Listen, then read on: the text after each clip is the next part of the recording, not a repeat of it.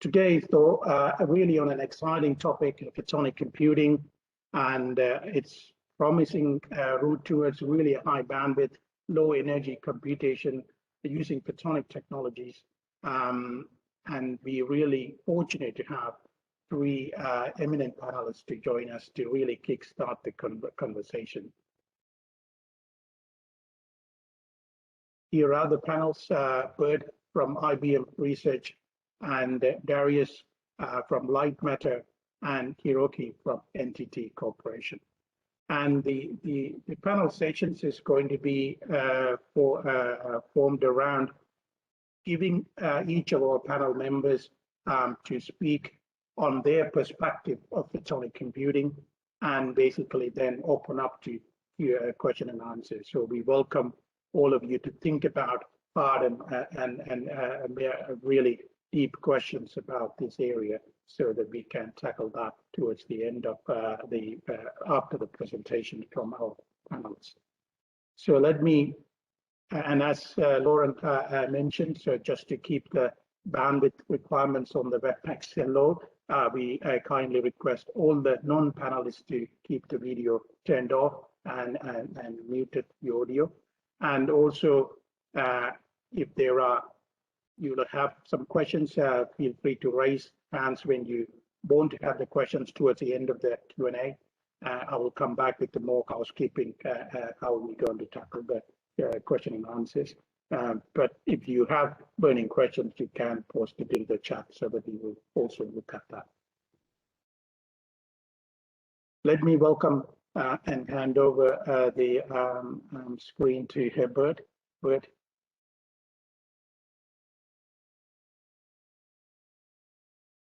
Thank you, Tas. Let me start sharing.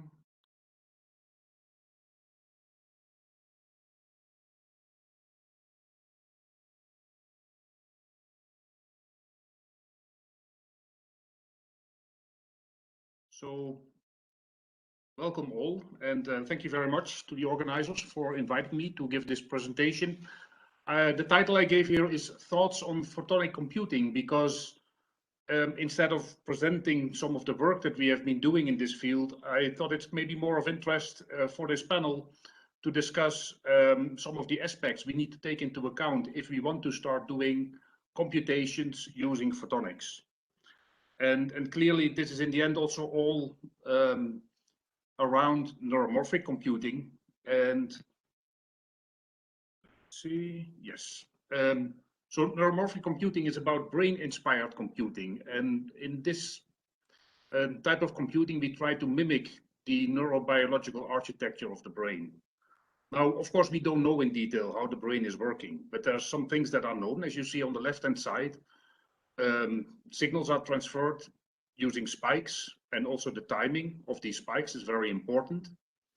We have neurons in the picture on the left. It's the blue dots that are nonlinear functions that react if the input signal is large enough. Or the input signal consists of, say, signals come from various other neurons that are also weighted. So you see the connections there as the black lines, and we have the strength of the connection indicated by a weight as this little yellow dots. Now, the big challenge of such a system where, say, you have spikes as the information, the way how information is transferred, where neurons are connected in a not so regular pattern. The big challenge here is to find, in the end, all the correct values for the weights in order to make this network do what you want it to do. And for this reason, there's another type of network that is a further simplification of, in the end, brain-inspired computing. That's called an artificial deep neural network, as you see it on the right-hand side, where instead of pulses, we now have amplitudes. And you see here that we have a very clear flow of signals going from left to right, feed forward in a feed-forward manner through the network.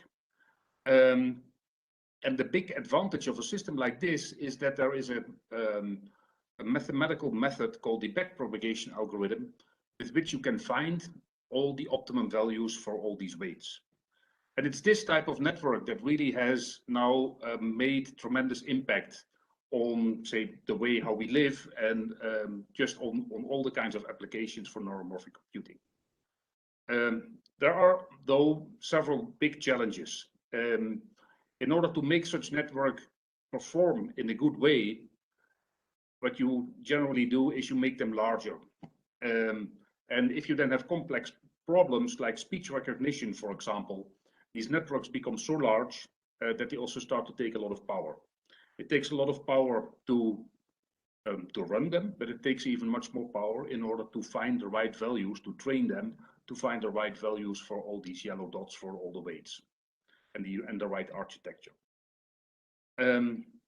So there's clear challenges, and just to give you a feeling, the sizes of these types of networks is really exploding also over time. For doing, for example, speech recognition and interpretation, there are networks now have sizes of more than billions, 1 billion or up to 100 billion of parameters. So you can imagine that there's a tremendous amount of compute involved in this. Now, what type of compute is this? If you look at a single neuron, you have all these signals coming in from, say, the previous layer of neurons. All the signals need to be weighted. That's a multiply operation. And all these signals need to be added together. So that's an accumulate. So we have a lot of multiply accumulates. That's for a single neuron, and over one layer of the network that ends up in a vector matrix multiplication. So vector matrix multiplications are really a key operation for doing neural network inference and also training. And this is something that does not scale very favorably. The compute effort scales with the square of the number of neurons. And as I said before, with the tremendous increase of the size of networks, it's clear that also the compute effort is increasing massively. And on top of that, we have, of course, the calculation of the activation function, the nonlinear function. But this is something that just scales with the number of neurons themselves. So it's really calculating all the connections between the neurons that is a challenge. And if we look at standard digital technology as we have it today, and for example, GPUs that are massively used for doing these kinds of operations, the limiting factor are to a large extent memory access. So what happens is that we need to get the data and also the values of the matrix in the vector matrix operations or the weights into the processing unit, into the GPU, for example. We need to do all these calculations.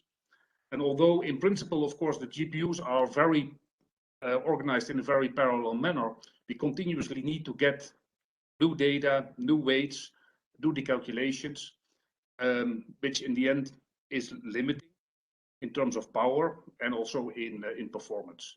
And on top of that, there's an overhead in doing information processing in the digital domain.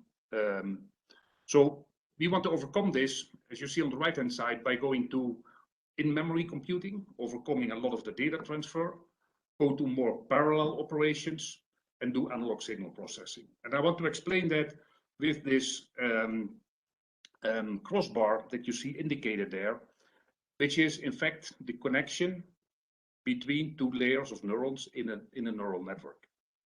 What happens here is that you apply a voltage on the left-hand side. That is, say, the signals coming from the first layer of neurons.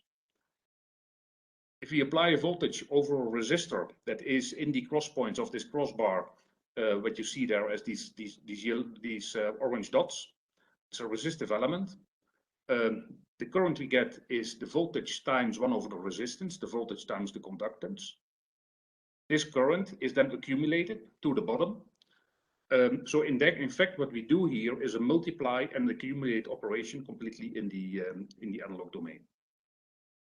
Another advantage by doing this is that this is really scaling no longer as, say, the number of square of the number of neurons, but more as, say, order 1, whether this is, say, a small size or a large size crossbar, you immediately get your data. You can say it scales as order 1 or order n.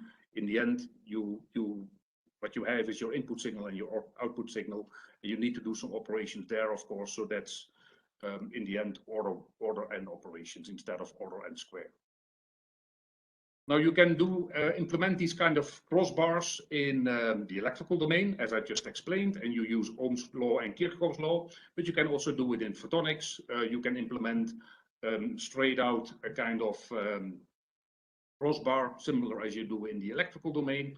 You can do this with, say, a mesh to the mesh of Mach-Zehnder interferometers, as you will probably also hear more about from light matter. You can also do this, as you see there indicated on the right-hand side, using diffraction. There's all different kinds of ways how you can do this in both the electrical domain, different technologies, as well as in the optical domain, integrated, not integrated. Our focus is on integrated optics, using interference and diffraction. Now, let's have a little bit a closer look at what really needs to happen if you want to do this in the analog domain. We have, sorry, let me go back. We have memory where data is stored. We need to bring the coefficients from main memory into local memory and then into the processing unit. We need to bring the data from main memory to local memory, so that's, for example, cache, into the processing unit. We do the calculations, we have a result, and we need to write the result back into local memory and maybe also into main memory. If you now look what kind of energies are related to this, then say bringing data from main memory, which is, for example, DRAM, to local memory is nanojoule range. From local memory into the processing unit is picojoule range. And then depending on the technology you have doing the operation in the digital domain or maybe also in the analog domain, it's in the, say, femtojoule to picojoule range. And then you need to write results or sub-results back again. And you do this operation, you bring your coefficients in, you do the calculations on the data, you continue doing this until you did all the calculations, and then you on the data, and then you update, so to say, your matrix again with new coefficients, and you start doing the whole process again. So very critical here is in the end, if you want to do photonic signal processing in the analog domain, it needs to be more performing and more efficient. That's the goal as what we have in the digital domain. So it's very important to understand the system architecture, the way how data is handled, and what is the power, what is the latency, what's the accuracy we need, noise, density, I/O bandwidth, matrix size. There's a lot of parameters that come in here. But just by looking at the problem as a whole, there's already some things you can imagine and think about what is really critical in making this successful in the end from an application point of view. So what I stated before is that the neural network sizes are really becoming very large. So in most cases, what you will probably have, let's just assume that, is that your neural network architecture is much larger than the actual hardware you have. You don't have a one-to-one implementation of your neural network in the hardware. So in fact, what that means is what you see here on the left, we have this network, we have these crossbars in order to do the analog signal processing for the interconnects between layers, but we don't have a dedicated crossbar for every layer. So it means that while going through this, we need to every now and then update this crossbar accelerator. And in fact, it's very similar, if you look at it this way, very similar as the way how you handle data for doing neural network inference and training in the digital domain. So on the right-hand side, you see, for example, the TPU architecture from Google, where on the matrix multiply, what you do is you bring in your data as well as continuously update also the weights depending on the calculation that needs to be performed. So the reprogramming of the coefficients is critical, and the latency, accuracy and power are very critical parameters to take into account. So I think here photonics clearly has some very important advantages, depending, of course, on the way how we do this. If you think about structures where we have, for example, crossbars, as what people have been showing, where you have a kind of absorptive phase change unit on a silicon waveguide, maybe there it's not so easy and straightforward to update the value of the absorption in this phase change element. But if you have electro-optic modulators, it's known from electro-optic modulators by, say, carrier depletion, as used in silicon photonics, that you are able to update this in a very fast manner and also in an accurate manner. And there's also other ways. But you see there, say, there's a lot of critical parameters on, say, latency, how fast can you update your weight, if you need to update your coefficients, with what kind of accuracy. Of course, you can think about different ways, different technologies. Is the weight storage volatile or non-volatile? How much power do you need in the end to keep a certain state in as it is? And of course, also very critical for photonics is the size of the devices. Certainly, if you think about these huge networks. And in general, you can state that large matrix sizes are an advantage because it reduces the amount of coefficient and data transfer. And you also make most use of the periphery per operation, so to say. Just imagine if you have a very large matrix, you immediately do a lot of operations just on a certain input. Now, the other extreme would be if we would be able to do an implementation one-to-one of the architecture of the neural network into the actual hardware. This overcomes this critical aspect of updating the coefficients. We can just, if we would have this, we can just flow the data from left to right through the network. We have, say, dedicated crossbars for all the interconnections between the neurons. And this way we overcome a lot of really tremendous amount of data transfer. But then critical aspects are, of course, just imagine that we need to build a system with 100 billion parameters. Technology needs to be very mature, scalable. How do you integrate and assemble this? Certainly thinking about photonics, where in general, of course, devices are large compared to what we know from CMOS. What about keeping your states as you want to have them, retention? How much power does that take? Do you do it in a non-volatile manner? How can that be done? Endurance and of course, size, as I mentioned already. So I think if we think about inference, there is this question about updating coefficients, which is really a critical aspect. How much penalty do we have to pay for updating this? Or the other option is to build the full network in hardware, but then we have a question on scalability of technology. And a lot of the things that I said is, of course, true for neural network inference as well as training, but let's also have a little bit of a look at how we could do training, maybe also in the optical domain.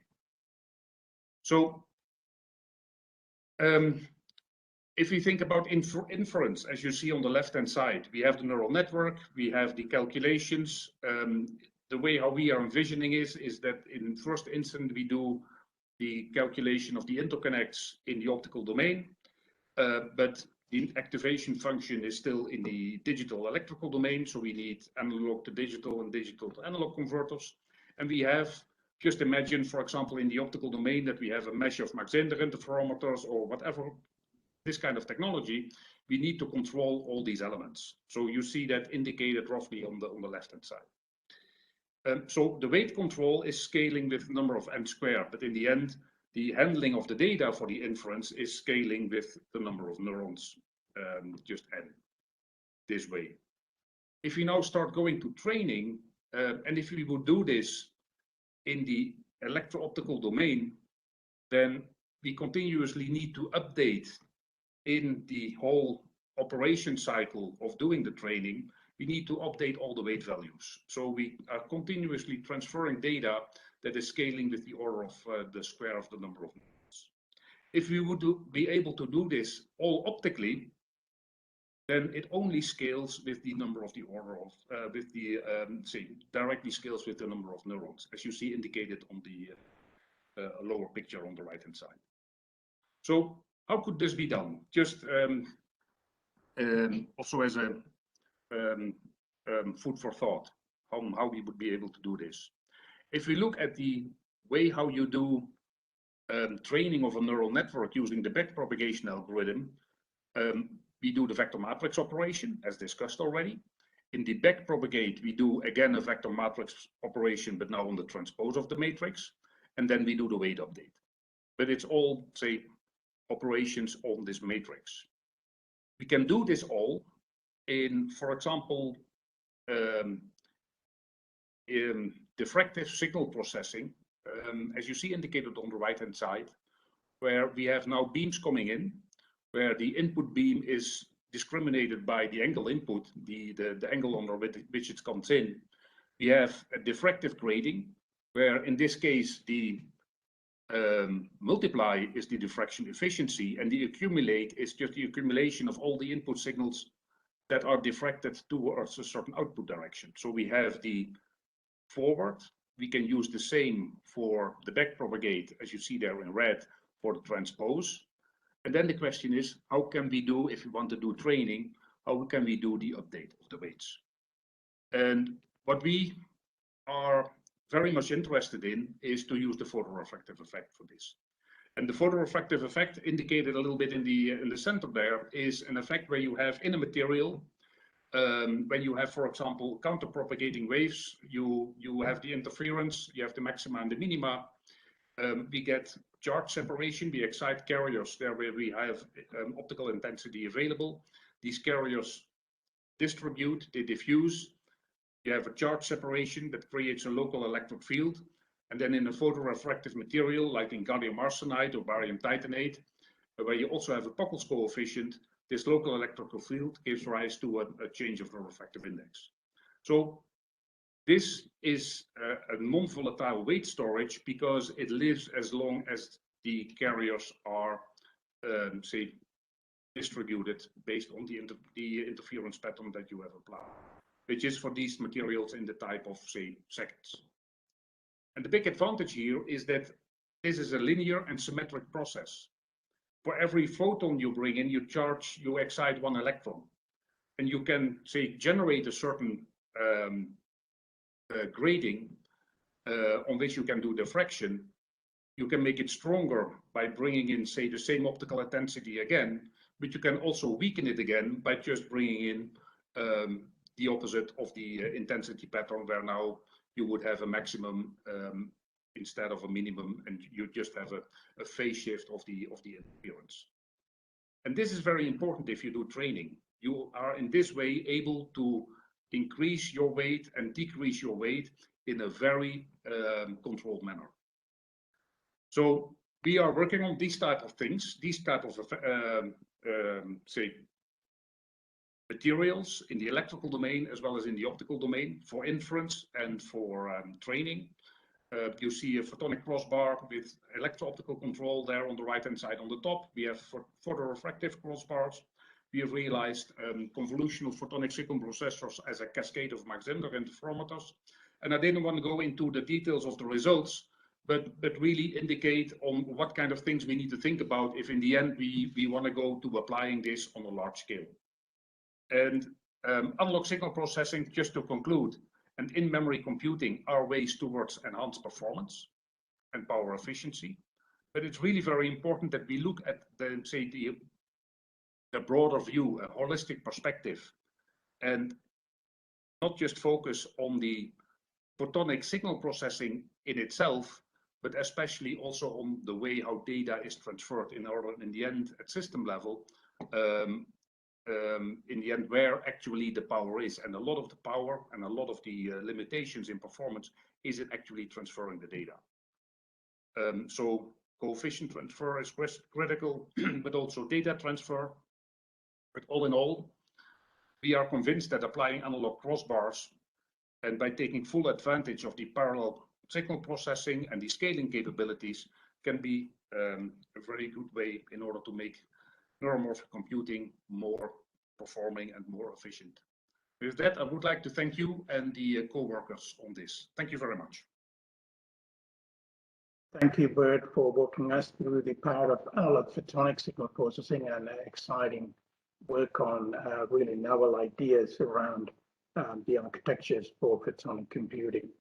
Let us, as per the agenda, so we will now move to our second panelist, Darius Fernanda from he's a chief scientist, Light Matter, Again, for those who have joined us later, we have 3 panelists. We will give them an opportunity to present their thoughts on the photonic computing first, and then we will take up question and answer sessions. Yes, it's over to you. Thanks, Taz. I'm gonna try to share my screen.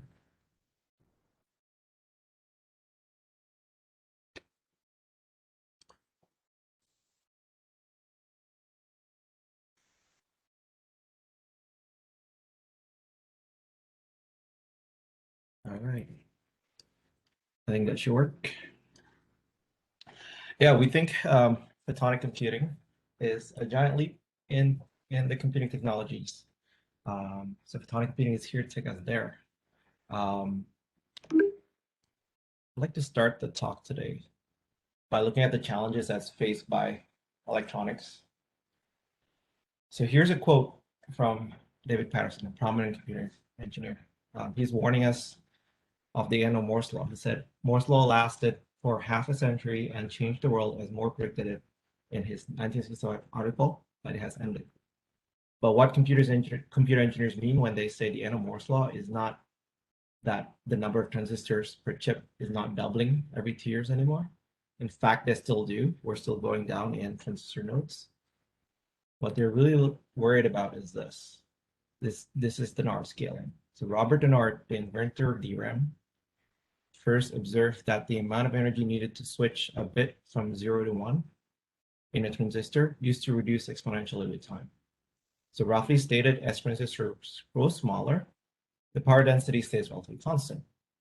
And we were heading on this good path towards the physical limit of Boltzmann constant times the temperature, as predicted by Landauer. This was true until the year 2000, and we broke off from the scaling. So today, as we shrink down the transistors, current leakage becomes a problem, and that can cause the chip to heat up uncontrollably. And the end of Dennard scaling is essentially a thermal problem for electronics, and that limits their system performance. Now, like Bert mentioned, like a lot of AI algorithms, they are powered by deep neural networks. And when we look at the amount of compute requirements for AI today, it is growing at a remarkable rate. The compute requirement is doubling every 3 to 4 months, and that's a doubling rate that is 5 times faster than Moore's law. That's impressive. And this plot by OpenAI shows just that. So the plot basically shows the amount of compute required to train a state-of-the-art AI algorithm. So on the y-axis, we have petaflop per second times days. It's sort of like a metric that looks like your kilowatt hour. Essentially, it counts essentially the number of operations needed to train that AI algorithm in log scale. So we see that the required computation increases exponentially throughout the years and at a rate that traditional electronics Moore's law scaling cannot catch up with, especially in the modern era after 2012. So the naive solution, the solution that we have today for this problem, is to just use more computers, not having better and faster computers because of the Dennard scaling issues. So the question is, do we really need to cover the planet in data centers just to keep up with the pace of AI innovation? As a lot of people have realized, the architects have thought about alternative ways to speed up the AI compute rather than just speeding up the transistors. And one solution is to offer a very different computing paradigm targeted at general matrix multiply, or GEM.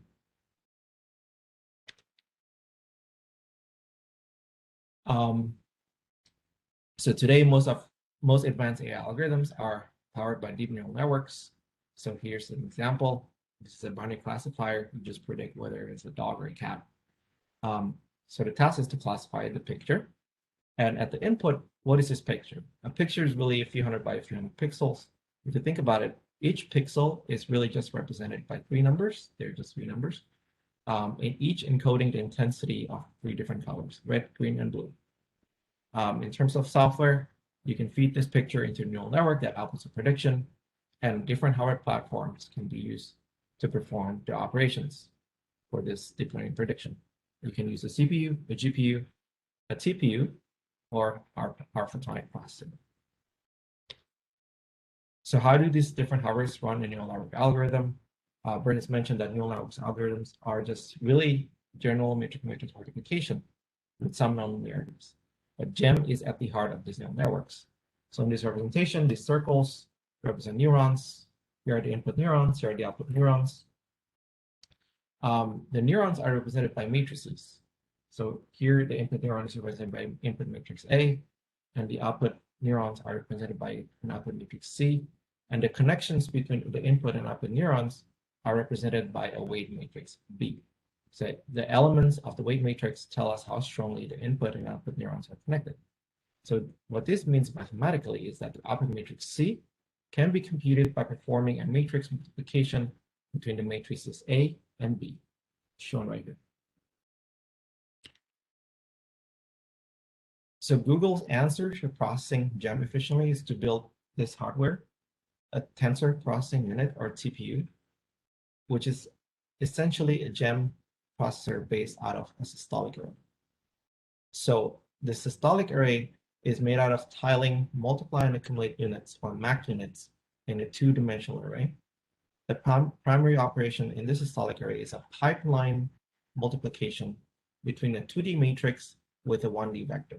So the 2D matrix is encoded here, and the 1D vector flows from the input memory, goes through the whole two-dimensional array before being returned to the memory. And this architecture is so powerful that Google reported up to 100x speed improvement in evaluating neural networks over CPUs. Matrix multiplication can also be performed in the analog domain. The operations are performed in analog data signals without the need of digitizing them into bits.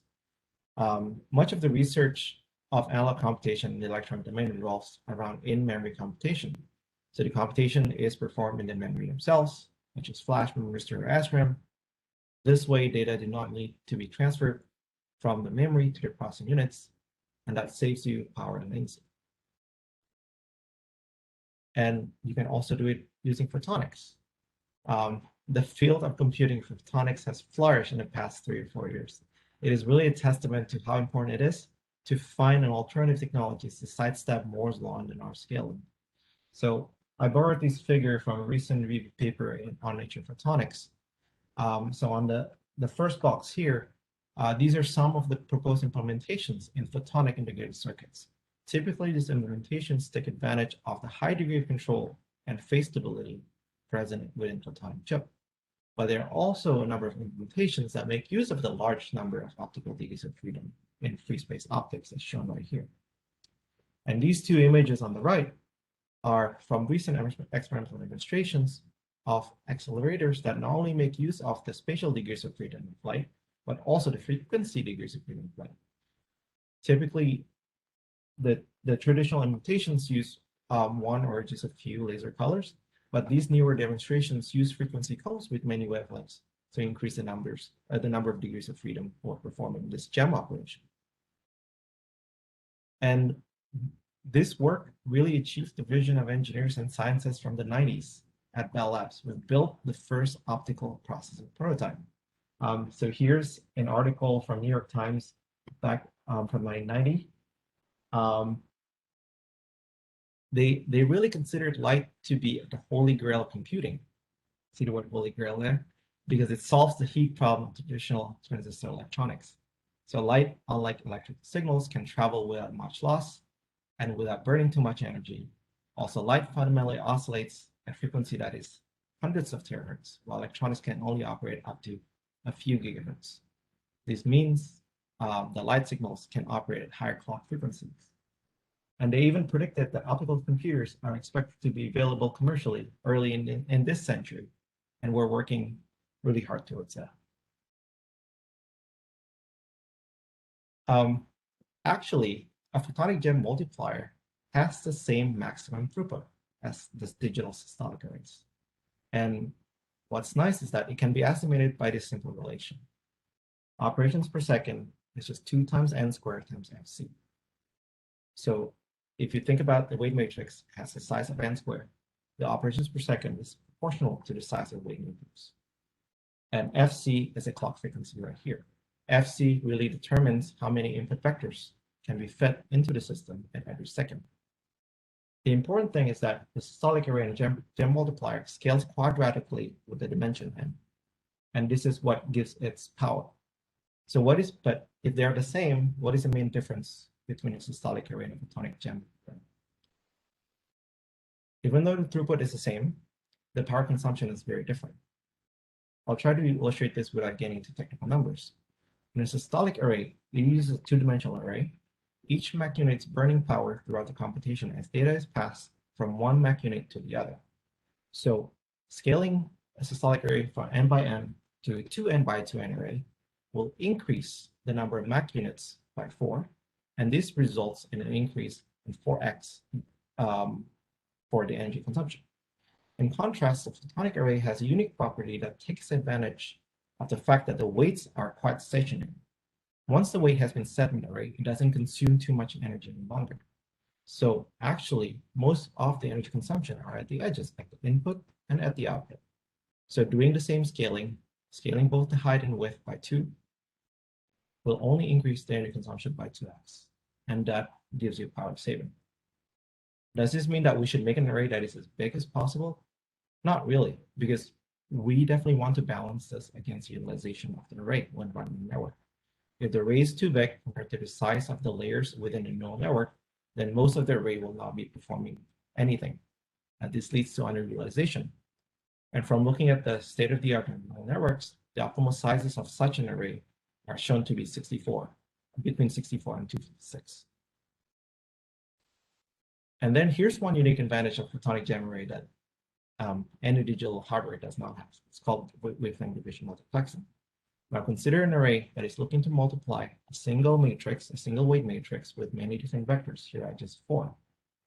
The idea of WDM is that multiple vectors can be processed simultaneously by encoding each vector with a different wavelength. Here I have 4 different wavelengths, each encoding a different input, going through the same array. Within one clock cycle, we will have 4 different outputs simultaneously. Since we're using the same array, the area of the accelerator is unchanged, and we have 4 times the weight we use. In a systolic array, to increase the throughput without increasing the clock frequency, we will have to work with 4 arrays.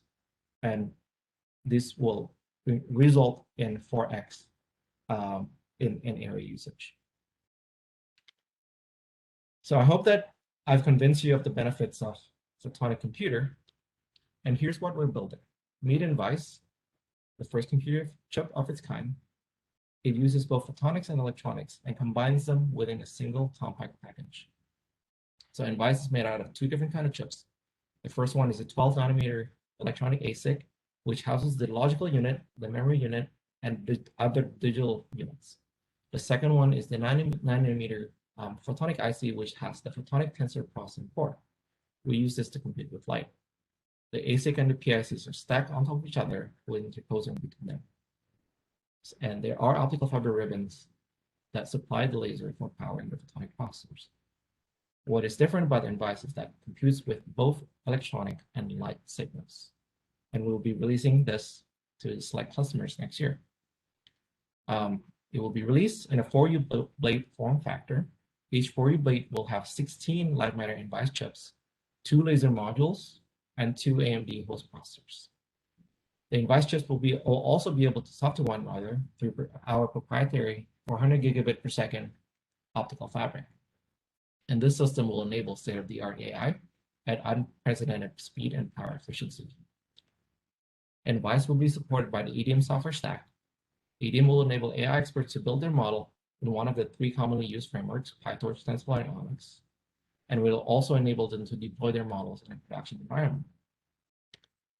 Invice is general purpose, will enable important applications of AI. These include natural language processing, your machine translation, your chatbots. They're mainly driven by transformers today. It will also Invice will also enable computer vision and recommendation engines, which are very useful for serving ads commercially. We've also invented a new way to interconnect computers with each other. So here's Passage. So Passage is the world's first photonic interconnect fabric. It is a wafer scale interconnect platform. Up to 50 computer chips of different kinds can be placed onto Passage. Passage acts as an interconnect, allowing these chips to communicate with each other using photonic signals. And these signals are transported across passage by photonic waveguides that are 40 times smaller than an optical fiber. So here's a short video that can explain how passage works.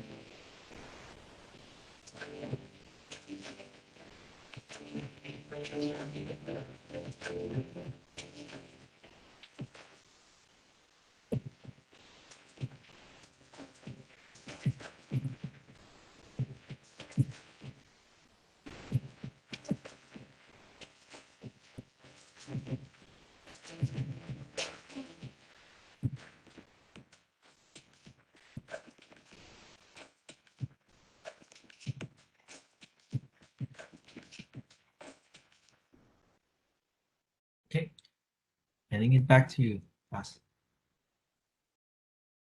Thank you, Darius, for walking us through the power of photonics in terms of helping us with the energy aspect as well as the interconnect, and also, most importantly, being able to reuse the wave by exploiting wavelength division multiplexing. And again, as those who joined us late, I'll be going through the panelist presentation. So we have one more panelist to give, and then we will come to question and answers. So please be prepared with the question and answers via chat, or be ready to pause after the next presentation. Let me invite Hiroki Takashue, Senior Scientist at NTT Corporation. Thank you very much, Tas. Can you see my screen? Yes. Okay. So let me start my talk. Today I will talk about a particular photonic computer, which we call Coherent Ising machine. So this is the outline of my talk. After a brief background, I'll explain what is the Coherent Ising machine, CIM.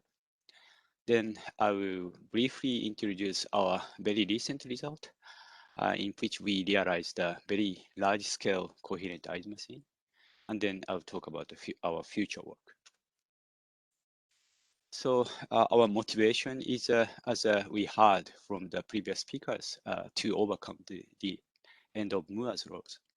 And for this purpose, several strong institutions seek for new computation methods based on physical systems. So those efforts include the development of quantum computer and quantum annealer and various types of photonic computing, including our machine, which we call optical Ising machine. And the primary purpose of this kind of computer is to solve the combinatorial optimization. So combinatorial optimization is a type of problem to find the best combination among huge number of choices. As you can imagine, as the number of choices increase, the computation time for this type of problem increases explodingly. So it is said that in general, this kind of problem is difficult to solve with modern digital computers. But at the same time, this type of problem is found everywhere in our society, ranging from drug discovery, optimization of communication network, and also related to the cutting edge IT technology like machine learning and analysis of social network. So it is very important to find an efficient method to solve this type of problem. So in order to solve this type of problem, but the physics people use is to use the Ising model. Ising model is a theoretical model to describe the group of spins with mutual interaction that is proposed by the professors Lenz and Ising in 1920s. Typical general Hamiltonian of the Ising model is shown here, where sigma I and sigma j represents the spin value that takes only plus or minus one value for i's and j spin. And those two spins are coupled by the spin-spin interaction coefficient denoted by Jij. And each spin may have an external magnetic field term shown in as with the second term. So I pointer. Yes. And it is theoretically proven that many optimization problems can be converted to the ground state search problem of the Ising model with polynomial resources, which means if we can have a way to solve this Ising model problem very efficiently, then we can solve other combinatorial optimization problem very efficiently.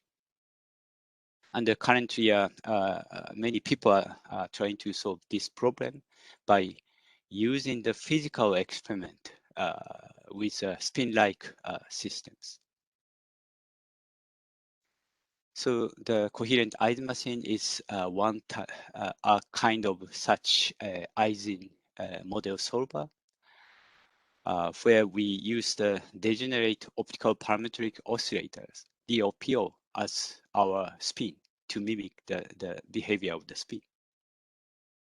DOPO is a kind of laser oscillator, but the important difference from the usual laser is its phase is discretized. It takes phase 0 or pi relative to the pump phase, which is used for the parametric oscillation. Then the spin-spin interaction can be implemented by the mutual injection of light. For example, this DOPO and this OPO are connected by the optical path whose length is set to multiple of the wavelengths. Then those two DOPOs tend to oscillate at the same phase. And so that we can implement the ferromagnetic type interaction between the two spins. And if we change the path length by half lambda, then the two OPOs tend to oscillate at the opposite phase to mimic the anti-ferromagnetic type interaction. And the operation can be understood like this. So this is the energy or loss landscape of those DOPO network as a function of the spin configuration. And our purpose is to find this loss minimum state, the loss minimum point, to find the spin configuration or DOPO phase configuration that gives this loss minimum state. So in order to obtain this, what we do is we start with 0 pump power for all DOPOs. Then there's no light coming out from the DOPOs. Then we gradually increase the pump power to the DOPOs. Then at first, we observe the noise photons, noise light coming out from the DOPOs. And at this point, since DOPO has not oscillated, it is there all noise. So it is the phase of those DOPOs are completely random. So it can goes to everywhere in this spin configuration or phase configuration space. And then we gradually increase the pump power to the DOPOs to increase the network gain gradually. Then as the network gain exceeds this loss minimum point, the whole network starts to oscillate to give the solution to this Ising model problem. So by simply measuring the DOPO phases at this first oscillation mode, we can get the ground state or approximate ground state of the given Ising model problem in a very rapid way. So okay, so then let me move on to how we implement those DOPOs and the CIM. So degenerate, one important ingredient of making DOPO is the phase-sensitive amplifier, which is a special kind of optical amplifier that amplifies 0 or pi phase component most efficiently using the degenerate optical parametric amplification. And typically, we put this PSA inside the optical cavity, and we typically put the pulsed pumps, like this. Then, since this PSA amplifies the 0 or pi component most efficiently, what eventually we observed is a zero DOP optical oscillator with 0 or pi phase. So we can realize artificial spins with 0 or pi phase with this method. And one practical merit of this scheme is the easiness to increase the number of spins. So if we set the cavity length equal to the n times pump pulse interval, we can obtain the n temporary multiplexed DOPO pulses that can be used as a spins with a single cavity. This time multiplexing concept is proposed and demonstrated by the team of Stanford University in this literature. And in this paper, they demonstrated generation of the 4 independent DOPO pulses to simulate the Ising model. So at NTT, we extended this concept, this time multiplexing concept, in a very extreme way. So in our experiment, we used a very huge cavity whose cavity length is as long as 1 kilometer by using optical fiber. And then we put the telecom band PSA based on the PPRN waveguide. And we pumped this PSA at the clock frequency of 1 gigahertz. Which means since the cavity round trip time of the 1 kilometer cavity is 5 microseconds and the pump pulse interval is 1 nanosecond, that means more than 5,000 time multiplexed DOPO pulses can be generated using a single cavity. So using this way, we can prepare many spins, thousands of spins for the Ising model computation. Then the next question is how we can implement the spin-spin interaction among those huge number of DOPOs. So in order to achieve the flexible spin-spin coupling, we used a method called measurement and feedback. So our first target in 2015 is to put a flexible network among the 2048 DOPO pulses generated in 1 kilometer fiber. And for this purpose, what we did is for each circulation inside the cavity, we spread the portion of the energy of the all DOPO pulses by using the beam splitter and take that to the outside. And then those pulses, 2048 pulses, amplitude are measured by using the balanced homodynamic detector. So one quadrature measurement, single quadrature measurement, quadrature amplitude measurement was done for all pulses. Then the measurement result, which is the 2048 element vector, is input into a ultra-fast matrix multiplier, which is based on FPGA. And in advance to this FPGA, we upload the JIJ information, the connection information of the spins that corresponds to the given Ising model problem. Then this FPGA undertakes the matrix computation shown here to obtain the feedback signal for each spin at the next round trip. And this electrical signal from the FPGA is used to modulate the optical pulse, whose wavelength is set exactly same as those circulating, those of DOPOs circulating inside this cavity. Then those pulses are input back into the the DOPO pulses circulating in the ring, so that we can complete the spin-spin interaction. And we repeat this measurement and feedback procedure for each circulation, while DOPO amplitude grows from 0 photon to many photons. As a result, we can couple any pairs among the 2048 DOPO pulses, which means we can achieve the all-to-all coupling among the DOPO pulses.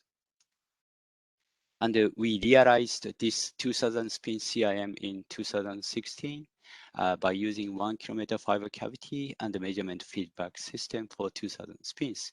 And we showed that this machine can solve the 2000 node max cut problem, which is a kind of graph partition problems in a very quick way. And we demonstrated the computational advantage over the SA on CPU, and found the time to reach the target energy was 50 times faster than the SA simulated annealing. And recently, very recently, we reported the realization construction of the 100,000 spin CIM. The approach is very straightforward. We scale up the optical system to generate more than 100,000 DOPO pulses single cavity by using 5 kilometer fiber cavity and 5 gigahertz clock frequency. And we also scaled up the measurement feedback system so that it can multiply the it can undertake the multiplication of the 100,000 square matrix within 25 microseconds, which corresponds to the round trip time of the 5 kilometer cavity. And as a result, this is the result of our benchmark experiment, which is to compare the computation time with the simulated annealing on CPU. And the vertical axis shows the max cut score. So the larger, the better solution as a function obtained and as a function of the computation time. And the time to reach this reference score shown by this red dotted line was 0.7 second for the SA and 600 microsecond for the CIM. So that means by scaling up our system to 100,000 node machine, the speed advantage is increased up to more than 1,000 times faster than simulated annealing. And another experiment that we did is the comparison of the solution distribution, again with the SA implemented on CPU. And this is the experimental result, the histogram of the max cut score distribution. So again, larger the better solution obtained for the SA with different computation time and the CIM with different oscillation condition of the DOPOs.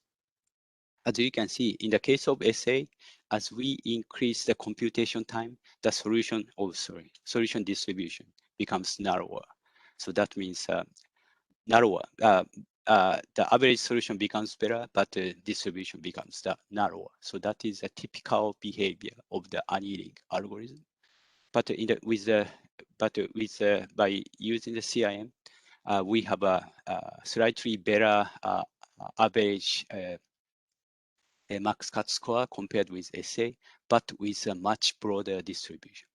And this broad distribution is especially enhanced when we operated those DOPOs at near the oscillation threshold. So which is shown with this orange columns. And with this distribution includes some very good solution shown at the tail of this distribution. So this is under this kind of very specific, very characteristic distribution is we assume that that is obtained as a result of the fluctuation of the system is even amplified at the DOPO threshold point. And we believe we consider this very broad solution distribution may be good for the sampling application. And currently at NTT, we are developing a computation system based on the concept of the coherent Ising machine. I skip those slides,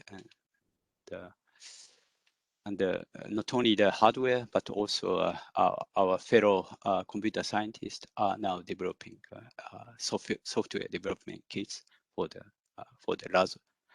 Razor computing system. And this is my final slide. Our future work, there are lots of future work, but two important future work are shown here. One is to find a killer application for the CIM. Our current candidate is drug discovery and optimization of wireless network. And we are especially interested in drug discovery because this is a kind of sampling program, so it may be suitable for the computer like a CIM. And as a basic research scientist, we are interested in understanding the origin of the computation power of the CIM. More concretely, how analogness, quantumness, and criticality of the OPO affect the CIM computation. And maybe ultimate question that we need to answer is, can CIM really enable computation that cannot be done by digital computer or not, is a very important and interesting question for us. So with this, I'd like to finish my talk, and I'd like to thank funding and the collaborators listed here, and I'd like to thank the audience.